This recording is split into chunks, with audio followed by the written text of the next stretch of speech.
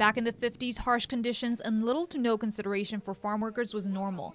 Reports from the California State Health Department indicate that between 1950 and 1961, 3,040 farm workers were poisoned by pesticides and other farm chemicals. From those, 22 adults and 63 children died. And according to a report by the National Safety Council, in 1963, agriculture was third in highest work-related deaths.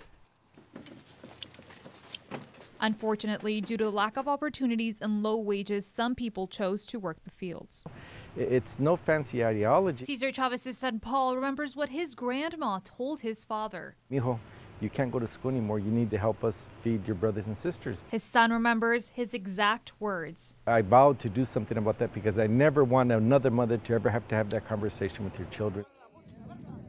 Cesar witnessed firsthand the inequalities and hardships farm workers faced. Things weren't right, that the opportunities that had been offered to other folks in this country weren't being extended to farm workers, and so he was committed to going out and doing something about that.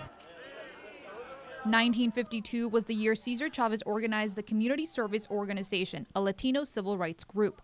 Through this group, he traveled throughout California, delivering speeches to support workers' rights. He was an ordinary man that had this dream that we all share, that this country would be more open to providing opportunities to all of its residents. 10 years later, Cesar co-founded the National Farm Workers Association with Dolores Huerta, now the United Farm Workers Union. You've come here at sacrifices to yourself and to your family. It's important to remember that while he was the face of the organization, there are countless heroes, men and women and children whose names are lost to history, that made tremendous sacrifices and accomplished great things. Through these accomplishments, Cesar's movement inspired movements nationwide that turned into victories for farm workers. And that's not all. In addition to inspiring people, he knew that you had to go out and make impact in their daily lives. And so there was the work of the UFW that's worked for over 50 years to improve wages and conditions and benefits for farm workers. Cesar knew the needs of the farm workers didn't end with their shift.